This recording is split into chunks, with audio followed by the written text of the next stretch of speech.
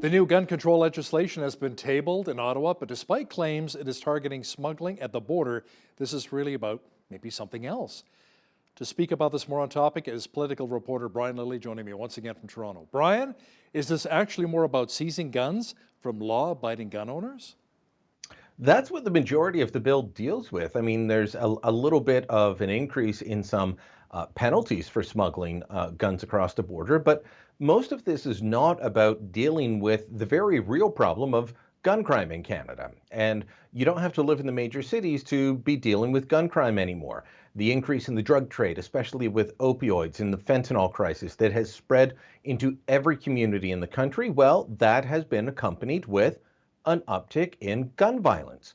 So the drug dealers are using illegal guns to protect their illegal stash, and this bill deals mainly with how someone like you or I that has taken a safety course, passed a background check, been vetted by the RCMP, is continually vetted by the RCMP, how we handle, store, or surrender our firearms. So, back in May, there was the 1,500 the list that here's all the types of rifles that we have banned, the so-called military-style assault rifles. That is a bogus term. That list has continued to grow, and this legislation is to solidify what they started in May.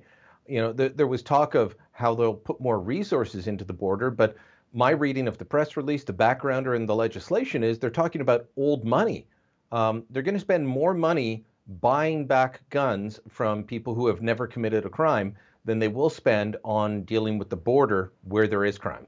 Yeah, we'll talk about that more in just a moment here. Now, Brian, one of the proposals would be to allow municipalities to ban guns, but only if their province or territory allows it. That seems like an odd way of actually banning firearms. It really is, and it will become incredibly problematic. Still trying to determine how much the province or territory that the municipality resides in has to be on board with this, because there's different sections of the legislation where it says that the Minister of Public Safety, that being the federal minister, will keep a list of municipalities where firearms are banned by bylaw.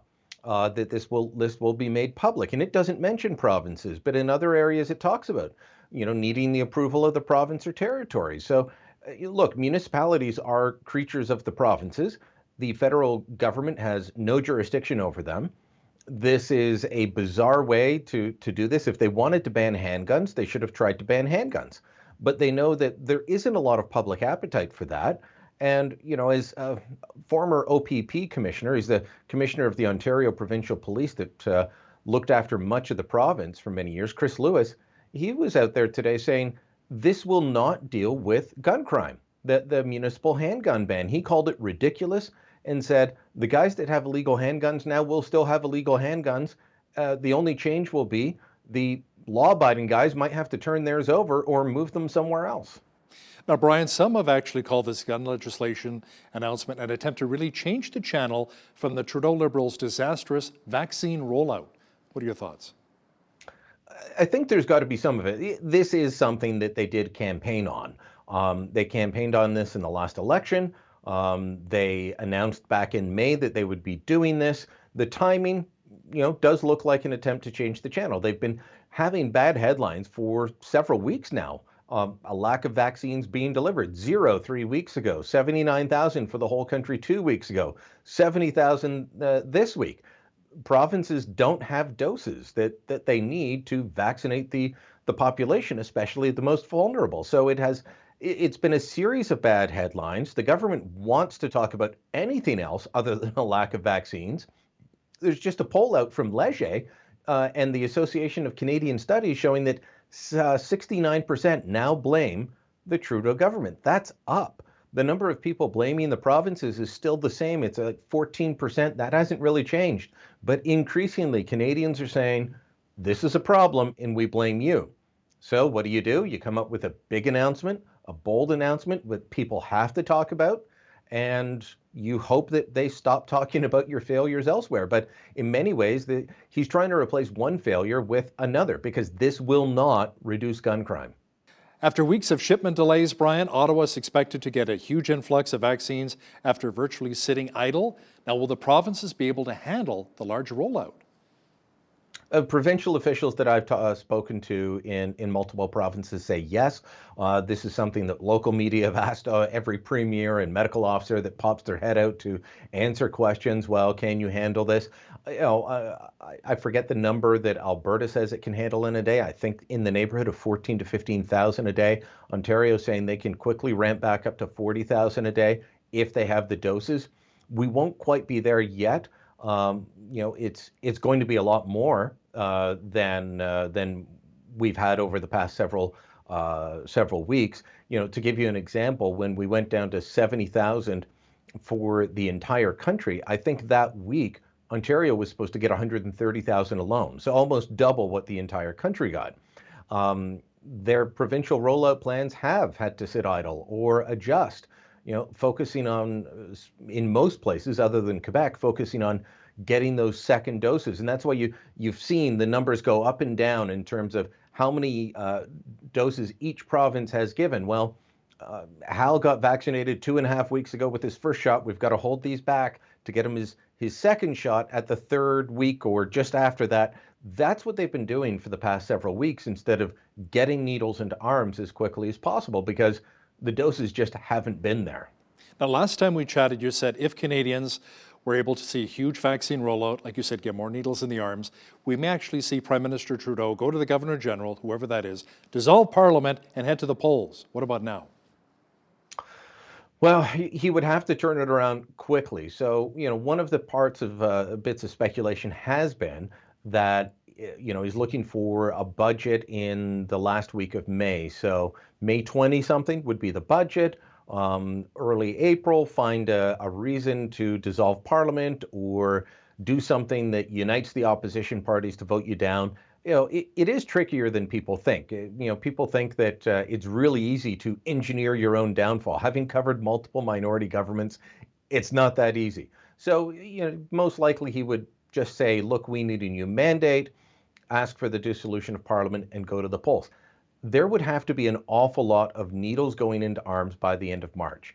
And I'm sorry, by the end of March, if we get all the doses that we're supposed to get, and Pfizer's been delayed by this big snowstorm in the US. Moderna doesn't know what they're going to be giving us at the end of this month, and they're up in the air for the remainder of the time. If we get all 6 million doses, Hal, that is just enough to do 7.8% of the population.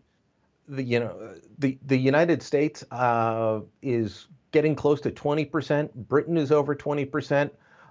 Tiny Gibraltar is now leading the world at well over 75%, but Israel's right behind it.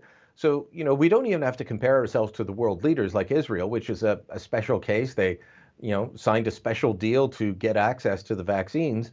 Good for them. But we're behind so many other comparable countries and countries that you would never think that a G7 country would be behind. Why are we behind Serbia or Malta or the Seychelles in terms of vaccinating a percentage of our population? So if those numbers persist, and they will, even with the 6 million doses, it's going to be hard for Justin Trudeau to sell this. Now, last week, Manitoba Premier Brian Pallister made a surprise announcement that his province was signing a contract for a made-in-Canada vaccine tested in Toronto, manufactured in Calgary. Now, that company, Providence Therapeutics, says they can provide millions of doses this year. Do you think maybe other provinces may be joining Pallister?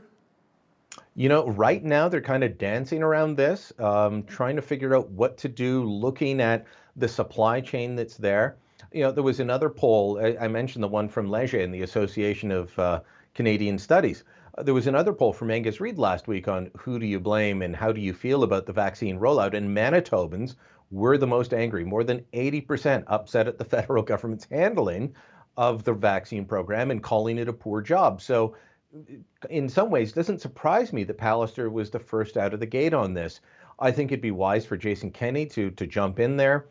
The federal government is now saying, oh, look, we're going to try and work with the provinces to develop a Buy in Canada vaccine program. That's not where they were a couple of weeks ago. So Pallister's moved the needle with this. Providence says they can produce 50 million doses this year. we're now looking at the fact that this may end up being like the flu, where there has to be a new vaccine every year, and people who are at risk are getting the shot. No, maybe not all of us, but we may need to start doing that. And at that point, constant vaccine procurement, just like the flu. We got 14 million flu shots at the beginning of the flu season this year. Will we start to need that many for something like COVID-19 and the variants that keep coming? Possibly. So it's not a bad move, and I wouldn't be surprised to see some other premiers jump in, even if they're not, full-scale orders, buying in at least a little bit. I'm just thinking of some of the money that these pharmaceutical companies will be making here in the next couple of years. Wow, it's incredible. Pfizer, Moderna, BioNTech, all of them. Some are actually making their vaccines at cost, or with a very small margin. It really depends. Some of them, I'd have to go through and check each list, so I don't want to say for sure, but some of them are doing it that way just to get the vaccine out there. So good on them. Yeah. Canada has sought the support of a number of allies calling for an end to arbitrary detention, Brian.